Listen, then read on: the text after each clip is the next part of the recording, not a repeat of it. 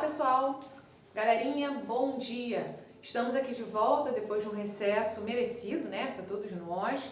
Espero que vocês tenham descansado bastante, revigorado as forças de vocês, né? Lembrando que o assunto agora será forças. Essa força das quais nós vamos abordar vai estar introduzindo a física que vocês terão a partir de agora, tá bom? Nós estaremos dando entrada na unidade 5, que faz parte lá do seu livro terceiro bimestre, tá? Então, unidade 5, terceiro bimestre, segundo semestre, ok? Bem, como vocês podem ver, nós estaremos falando de conceito de força. O que seria força? A força, ela pode ser abordada como esse termo, força, pode ser abordada para várias situações, né? Iremos ver a partir de agora cada uma delas e qual seria a forma correta para abordar esse termo. Esse assunto estará aí no seu livro didático a partir da página 3 até a sua página 9, ok? Bem, vocês podem observar essa imagem e aí vocês conseguem identificar uma brincadeira que eu acredito que a maioria de vocês já tenham brincado com isso daí em uma festa de aniversário e tudo mais. Isso aí, na verdade, nada mais é que uma disputa de quem consegue ganhar, quem consegue puxar o outro grupo. E isso aqui engloba força. Qual é o grupo que tem mais força? Mas o que seria força nesse contexto? Vamos ingressar o assunto lá no seu livro didático, ok? Então, conceito de força. Quando a gente fala força, a gente entende, a gente já lembra numa academia, por exemplo, levantar um peso. Poxa, para levantar um peso de 10 quilos, tem que ter muita força. Nós vamos ver que esses termos que a gente usa é tudo errado, tá? Se a gente vai levantar um peso, a gente, na verdade, quando a gente fala termo peso, peso engloba massa mais a gravidade, tá? Quando a gente fala de peso no nosso cotidiano, eu vou na farmácia me pesar na balança. Não, você não vai se pesar, você vai ver o quanto de massa você tem, tá? Eu tenho 50 quilos de massa, ok? Nós vamos entrar nesse tópico aí mais à frente e eu vou detalhar cada item com relação a esse assunto, tá? Então, quanto maior for o peso do objeto, maior será a força necessária para tirá-lo de uma posição movimental até outro lugar. Aí tem uma demonstração de uma menina levantando uma certa barra, né, com uma certa massa, e aí demonstra a relação entre esses dois corpos, tá? Que é a barra e a pessoa. Bem, aqui é um jogador de futebol cabeceando uma bola, né? Então isso aqui é uma interação entre dois corpos, a pessoa e a bola. Tanto a pessoa quanto a bola são dois corpos, ok? Então a interação entre esses dois corpos, a pessoa e a barra com pesos, a cabeça e a bola, o carrinho e a pessoa, a mochila e as costas, para fazer o equilíbrio, né? Ou você não vir muito para frente, mas também não ir muito para trás de acordo com o peso da mochila.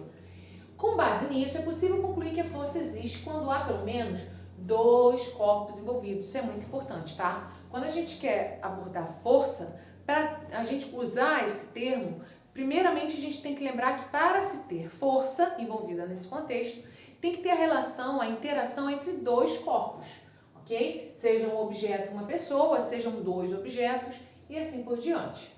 Então, quando a gente fala aplicação de força, a gente pode estar relacionando a alteração de velocidade, pode estar relacionando a deformação, que é o caso aqui, ó. Vocês percebem que quando ele dá uma cabeçada na bola, a bola se deforma, né? E aí o movimento que ele fizer é o que vai definir a velocidade que essa bola vai alcançar. Então, no equilíbrio podemos dar o exemplo daquela menina levantando uma barra. Ela está tentando manter o equilíbrio, porque se ela não manter o equilíbrio, um lado vai levantar mais do que o outro e ela vai acabar se machucando, inclusive, né? Então, o equilíbrio é a ação de outras forças. Empurrar um carrinho, por exemplo, de supermercado, altera a velocidade do carrinho. Cabecear uma bola a deforma temporariamente. Segurar uma barra em um exercício de musculação é fazer uma força para equilibrar o seu peso. Então, quando a gente fala força, ela vai estar relacionada nesses três itens. Ou alteração de velocidade, ou equilíbrio, ou deformação. Bem, mas força. Quando eu estou falando de força aqui, eu estou falando de força de musculatura, de quantidade de musculatura, então que eu tenho que ter muito músculo desenvolvido para aguentar um peso. É isso, professora. A força, o termo força a gente usa em vários contextos, tá? Então, quando a gente aborda o termo força, a gente pode estar relacionando a vigor muscular, que é o que a gente acabou de exemplificar com a menina levantando uma barra, mas pode ser também relacionado à vontade, a ânimo, disposição. Por exemplo, o colega tal teve muita força de vontade em conseguir estudar à distância, em conseguir estudar assistindo as videoaulas. Essa força de vontade está relacionada ao quê? A ânimo, disposição, tá? Mas pode também ser uma forma de coerção ou repressão, tá? Reprimir algo. Também pode estar relacionado à intensidade. Aí ele deu um exemplo, uma frase. A fala do palestrante teve tanta força que comoveu a plateia. Essa força está relacionada à intensidade, né? O quanto que comoveu essa plateia. Então, isso ocorre, esse termo força, quando a gente usa de várias formas, com vários significados, não acontece só com a palavra força, tá? Isso também acontece com outros termos que a gente aborda na ciência e que é usada na nossa rotina, no nosso cotidiano. Exemplo, energia, potência, concentração, acidez, calor, sistema. Todos esses termos a gente usa no nosso dia a dia e às vezes nem tem nada a ver com aquilo que a gente está usando. Por exemplo, vou dar um exemplo aqui da energia. Eu tenho, para poder levantar esse peso, já que a gente está falando de barra, né, de musculação, para eu poder levantar esse peso, eu tenho que ter muita energia. Mas o que seria energia? Tem uma relação quanto a isso? Vocês vão ver que até tem, mas não com esse propósito. O significado não tem nada a ver com o termo da qual a gente usa nas frases rotineiras, ok? Bem, então, significa que, por exemplo, quando falar força no seu dia a dia, com o sentido de disposição, que é relacionado à força de vontade, você não significa que você esteja errado, tá? Mas só é preciso tomar muito cuidado de usar esse termo em ciências. Na área científica, na área da ciência, esse termo tem um outro significado, ok? Bem, então, quando se trata de ciências, não é possível dizer que uma pessoa tem força. Afinal, sua definição científica é a de uma interação existente entre pelo menos dois corpos. Então, quando a gente quiser relacionar força, a força da qual é desempenhada para empurrar um carrinho do supermercado. A força não é o que eu estou executando no carrinho, e sim a interação entre eu e o carrinho, ok? Bem, então quando empurramos um objeto, como uma caixa, por exemplo, estamos realizando uma força, que pode ser percebida pelo movimento desse objeto, né? Isso é bem notável. A gente percebe que a gente conseguiu concluir essa força desempenhada, né, ao empurrar um objeto quando ela se move, né?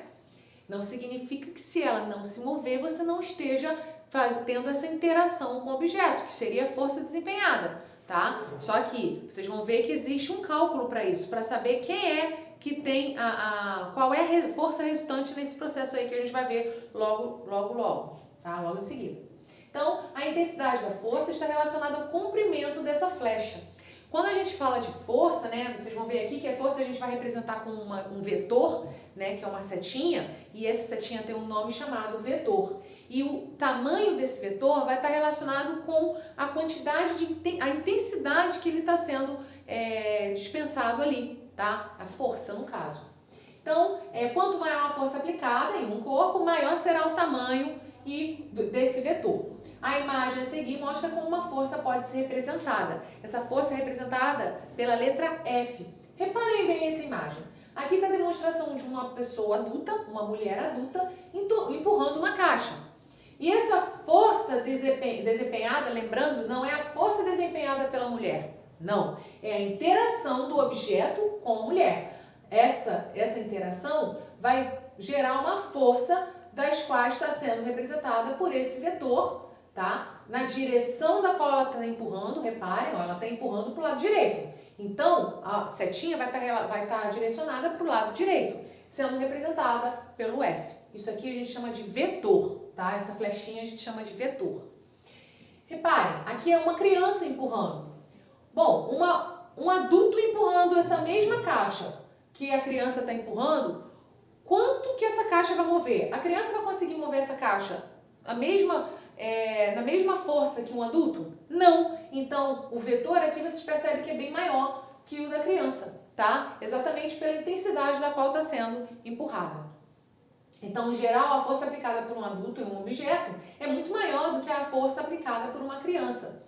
Por isso que a representação do vetor da força é maior aqui do que aqui. Bom, quando a gente fala de força, nós subdividimos essa força em três, tá? Que é a força-peso, a força elástica e a força de atrito. Força-peso é a força que existe em todos os corpos, tá?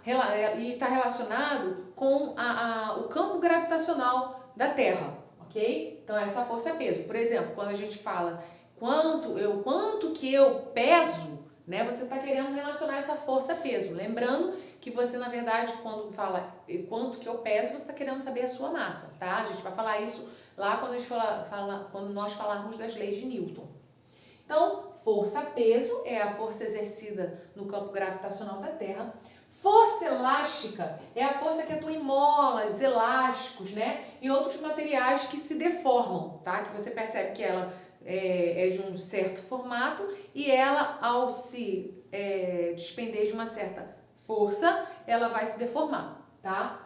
E a força de atrito. Atrito é tudo aquilo que atrapalha o movimento de algo, tá? A gente também vai entrar em detalhes quanto a isso daí. Então, força de atrito é uma força que existe quando há contato entre dois corpos e um tende a se movimentar em relação ao outro. Então, reparem essa mesma imagem aqui, a mulher tentando empurrar a caixa.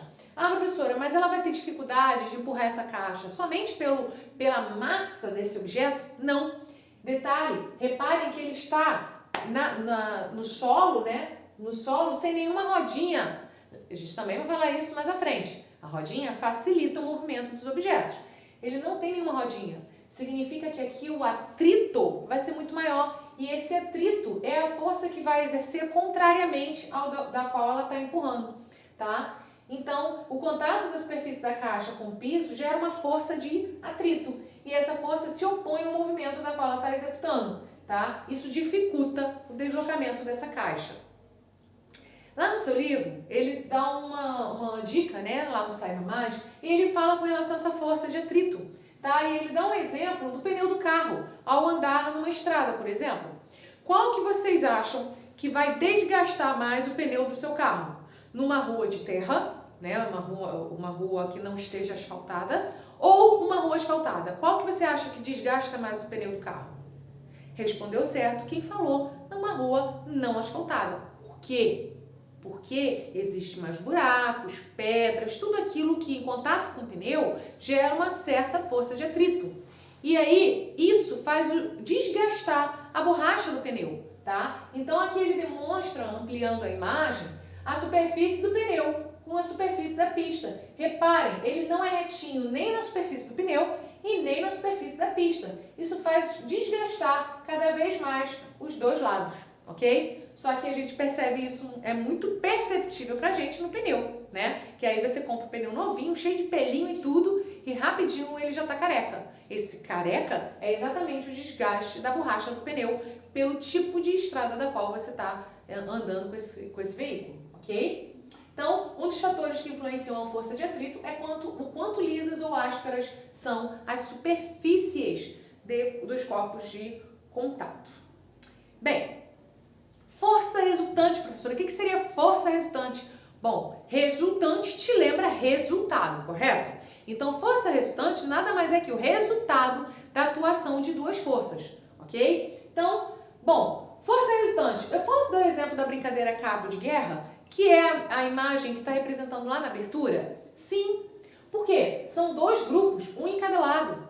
E essa força resultante, cada um está desempenhando uma força para cada lado. Então, nós podemos perceber que o grupo que tiver um número maior, né, um valor maior de intensidade, é o que vai ganhar a brincadeira, né? E é nessa jogada aí que a gente vai entender melhor o que seria força resultante, tá? Então, o cabo de guerra é uma brincadeira que a gente pode exemplificar, da qual vocês percebem quando várias forças são aplicadas no mesmo sentido e no mesmo corpo, o resultado é a soma dessas forças. tá? Então, se os dois grupos tivessem todo mundo puxando para o mesmo lado, vocês percebem que teria o resultado maior.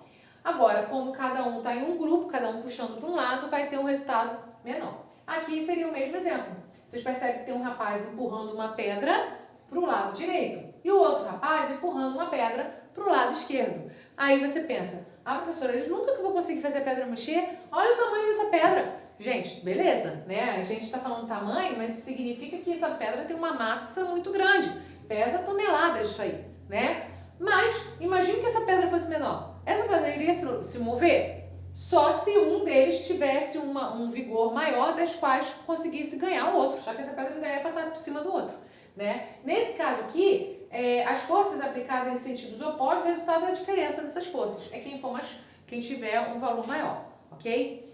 Gente, eu vou dar continuidade no próximo videozinho para que esse vídeo não fique muito grande, muito extenso, ok? Então até o próximo vídeo.